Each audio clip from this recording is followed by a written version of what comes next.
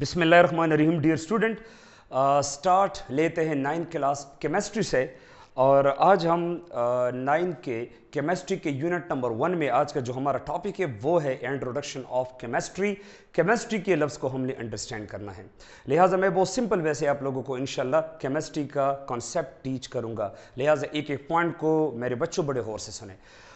एक चीज़ आप लोग जहन में याद रखें डियर स्टूडेंट, केमिस्ट्री से पहले आप लोगों को चाहिए कि आप लोग मैटर को अंडरस्टैंड करें। उसका एक वजह है, केमिस्ट्री के डेफिनेशन में एक्चुअली हम जितने भी डिस्कशंस करेंगे ना वो सारे के सारे मैटर से रिलेटेड होंगे। लिहाजा पहले आप लोगों ने समझना है कि मैटर क्या चीज़ है, मादा क्या चीज़ है। आप लोगों ने सुना भी होगा, हम सिंपल वर्ड्स में कहते हैं कि anything that has mass and occupy space is called matter. दुनिया में हर एक चीज़, हर वो चीज़ जिसका एक मास हो और वो जगह घेरती हो, जिसका एक स्पेसिफिक वॉल्यूम हो, तो हम इसको मैटर कहते हैं। अभी ये जो यूनिवर्स है ना, ये सब कुछ बेसिकली मैटर से बना हुआ है। ये सब कुछ मैटर से बना हुआ है। इट मीन कि इस दुनिया के अंदर जो चीज़ है ना उसका एक स्पेसिफिक मास होता है और एक ख़ास वॉल्यूम होती है, जगह को घेरती है। लिहाजा हर वो चीज़ जिसका एक मास हो और वो एक स्पेसिफिक स्पेस को ऑक्यूपाई करे तो हम उसको मैटर कहते हैं। अभी अगर आप देखें कुर्सी है तो ये एक मैटर है, इसका मास भी है और इसका वॉल्यूम भी है, ठीक है ना। हम मैटर है, हमारा मास भी है, वॉल्यूम भी है। वाटर देखिए, लिक्विड है, वो एक उसका एक मास भी है और वो एक जगह को भी ऑक्यूपाई कर सकता है। अगर आप एयर हवा को ले लें और आप हवा को सिलेंडर में बंद करें, कंटेनर में बंद करें, तो फिर भी एयर का एक खास मास और वॉल्यूम आ जाता है। तो सिलेंडर में या एक कंटेनर में एयर भी आपके साथ एक मैटर है। सो दुनिया में जो भी चीज़ है अगर वो आपको सॉलिड स्टेट में मिले, लिक्विड में मिले, या वो आपको मिलता है एयर स्टेट में, तो ये सब कुछ मैटर है। लिहाजा केमिस्ट्री बेसिकली साइंस का एक बहुत ज़बरदस्त फील्ड है, साइंस का एक बहुत इंपॉर्टेंट ब्रांच है, जिसमें हम मैटर को तो डिस्कस करते हैं लेकिन मैटर के 4 इंपॉर्टेंट चीज़ों को डिस्क्राइब करेंगे, अंडरस्टैंड करेंगे। नंबर 1, केमिस्ट्री जो है इसमें हमने समझना है कंपोजिशन ऑफ मैटर को। नंबर 2, स्ट्रक्चर ऑफ मैटर को। नंबर 3, प्रॉपर्टीज ऑफ मैटर को।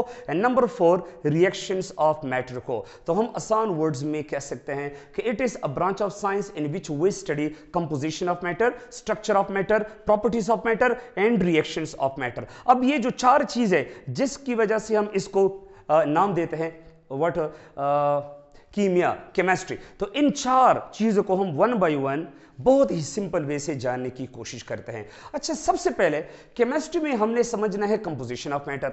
मैटर की कंपोजिशन, एक सब्सटेंस की कंपोजिशन का मतलब ये होता है कि एक मैटर, एक सब्सटेंस जो है वो किस किस्म के एटम से बने हुए हैं। मिसाल के तौर पे अगर मैं आपको एग्जांपल दूं H2O वाटर का, तो आप देखिए वाटर एक कंपाउंड है, एक मैटर है और ये बना है हाइड्रोजन एंड ऑक्सीजन एटम से। तो ये अब ये इसका एक कंपोजिशन हुआ कि मतलब ये कौन कौन से एटम पे कंपोज है, ये किस किस्म के एटम से बना हुआ मॉलिक्यूल या कंपाउंड है। तो जब हम एक मैटर में उसके कंपोनेंट्स के बारे में पढ़ते हैं ना, तो ये इसकी कंपोजिशन हो गई। जैसे कि अगर हम NaCl को देखें, सोडियम क्लोराइड, तो हम आसान वर्ड्स में कह सकते हैं कि NaCl is made up of sodium and chlorine. अगर हम बात करें HCl हाइड्रोक्लोरिक एसिड की, तो हम कह सकते हैं कि HCl की कंपोजिशन हमारे पास क्या है, हाइड्रोजन एंड क्लोरीन। सो याद रखें, कंपोजिशन ऑफ मैटर में सिंपली हम जानते हैं कि what kind of atoms are present inside the matter. एक तो ये चीज हुआ। सेकंड, केमिस्ट्री में हम स्ट्रक्चर ऑफ मैटर को जानने की कोशिश करते हैं। स्ट्रक्चर का मतलब यहां पर यह है कि एक मैटर के अंदर जो एटम्स है वो एटम किस तरीकेकार के जरिए से आपस में मिले हैं, कैसे वो इलेक्ट्रॉन शेयर करते हैं, वो कैसे इलेक्ट्रॉन डोनेट करते हैं, कैसे उसके बीच में बॉन्ड की फॉर्मेशन होती है, कैसे वो मिलकर एक स्पेसिफिक स्ट्रक्चर में अपने आप को ले आता है। तो इसको हम स्ट्रक्चर कहते हैं कि कैसे एटम्स के दरमियान बॉन्ड बनता है, कैसे एटम एक दूसरे के साथ इलेक्ट्रॉन शेयर या डोनेट या एक्सेप्ट करते हैं। मिसाल के तौर पे एग्जांपल मैंने दिया है Na और Cl का। तो ऑलरेडी आपको पता है कि Na के पास आउटर मोस्ट शेल में एक फ्री इलेक्ट्रॉन है, तो जब और Cl के पास एक इलेक्ट्रॉन कम है, तो सोडियम अपना वो एक इलेक्ट्रॉन Cl क्लोरीन को डोनेट करता है ना, तो इसके बीच में आपके पास आयनिक बॉन्ड बनेगा। तो मतलब हाउ एटम्स या element combine in a specific manner to make compounds और मॉलिक्यूल। तो मतलब कैसे एटम्स आपस में मिलते हैं, तो जिस प्रोसीजर के साथ एटम्स का मिलना और एक स्पेसिफिक स्ट्रक्चर बनाना, तो ये स्ट्रक्चर ऑफ मैटर ही तो है।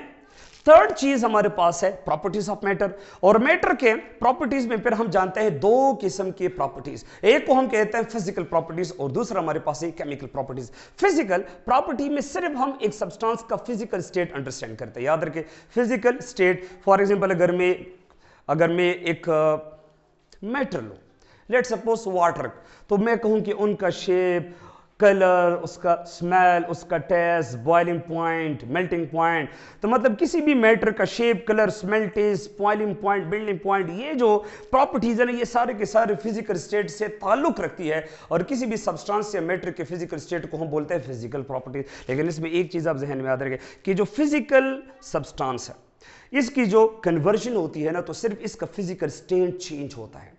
लेकिन जब भी फिजिकल प्रॉपर्टीज में जब हम कन्वर्जन ऑफ फिजिकल स्टेट की बात करते हैं ना, तो चले एक स्टेट दूसरे स्टेट में तो कन्वर्ट हो जाता है, लेकिन उसकी केमिकल कंपोजिशन रिमेन सेम रहती है।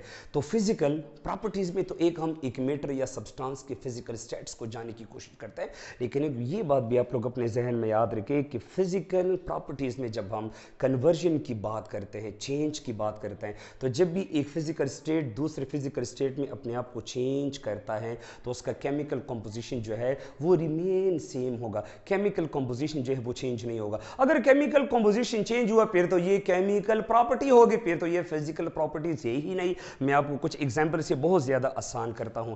मिसाल के तौर पे डियर स्टूडेंट, अगर मैं कहूं लिक्विड वाटर, तो लिक्विड वाटर अगर मैं लूं और इसको मैं रखूं फ्रिज में, या इसको मैं फ्रीज करके इनसे आइस बनाऊं, तो आप देखिए लिक्विड वाटर का फिजिकल स्टेट चेंज हुआ और ये आइस में कन्वर्ट हुआ, लेकिन आइस भी तो वाटर ही है। आइस में भी आप लोगों को वाटर के अंदर hydrogen and oxygen combine form में मिलेंगे, तो मतलब वाटर का कंपोजिशन जैसे लिक्विड फॉर्म में है ऐसे आइस फॉर्म में भी है। कंपोजिशन तो आपके साथ चेंज ही नहीं हुआ वाटर का, मतलब जैसे वाटर में हाइड्रोजन ऑक्सीजन आपस में जुड़े होते हैं, तो जैसे इधर है इधर ही है। तो देखिए मतलब फिजिकल स्टेट तो चेंज हुआ, प्रॉपर्टीज में कोई चेंज नहीं आया, तो इसको हम बोलते हैं फिजिकल प्रॉपर्टीज। अगर मैं लिक्विड वाटर को बॉयल करूं और इनको मैं स्टीम और वेपर्स में कन्वर्ट करूं, फिजिकल स्टेट तो चेंज हुआ, लेकिन जब मैं लिक्विड वाटर को वेपर्स या भाप में, बुखारात में तब्दील करूं, तो वेपर्स की शक्ल में भी इसका केमिकल कंपोजिशन चेंज नहीं होगा। तो फिजिकल स्टेट तो चेंज होगा लेकिन केमिकल कंपोजिशन रिमेन सेम होगा।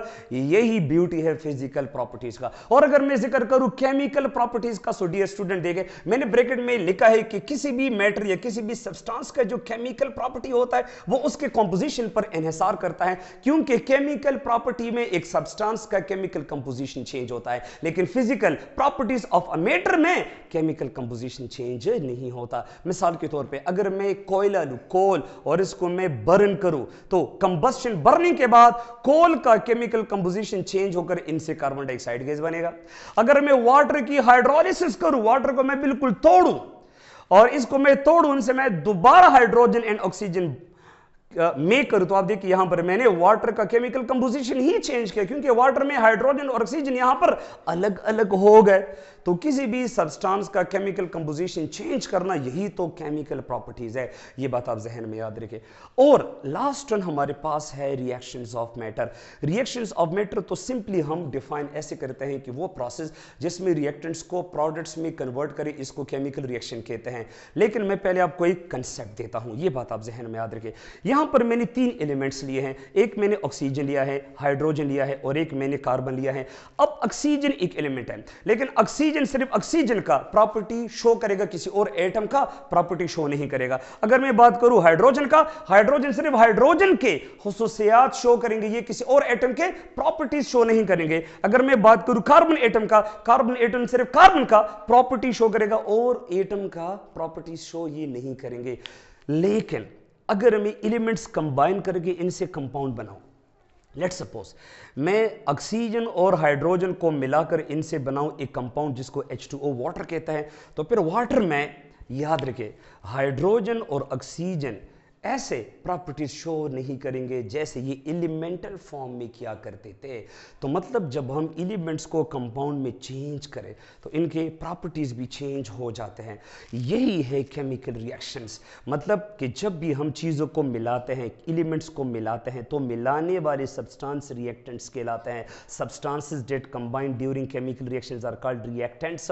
और जो रिएक्टेंट्स के मिलने से जो न्यू चीज़ें हमारे साथ पैदा हो जाते हैं उसको हम बोलते हैं products substances that are form during a chemical reaction. मिसाल के तौर पे यहाँ पर हाइड्रोजन और ऑक्सीजन आपस में मिल गए तो इन दोनों एलिमेंट्स के कॉम्बिनेशन हो रही है तो हम इनको रिएक्टेंट्स कहते हैं, और इनसे वाटर बन रहा है तो ये हमारे पास प्रोडक्ट है। Conversion of reactants into product is called chemical reaction. So chemistry, मैंने बहुत ही सिंपल वर्ड्स में आप लोगों को कॉन्सेप्ट दिया। केमिस्ट्री में यही 4 चीज़ों के बारे में हम डिस्कशन करते हैं, composition of matter, structure of matter, properties and chemical reaction of matter. इंशाल्लाह अभी हम इसको आगे डिटेल से एक एक चीज़ को हम बहुत कंसेप्चुअल और अंडरस्टैंडेबल ईजी वे में समझेंगे। और इंशाल्लाह अच्छा, और ये वीडियोस प्लीज़ वंस अगेन मैं आप लोगों से दरख्वास्त करता हूँ कि बायो भी, केमिस्ट्री के वीडियोस भी आप लोग अपने फ्रेंड्स, रिलेटिव्स के साथ आप लोग ज़रूर शेयर किया करें। Thank you so much, stay blessed.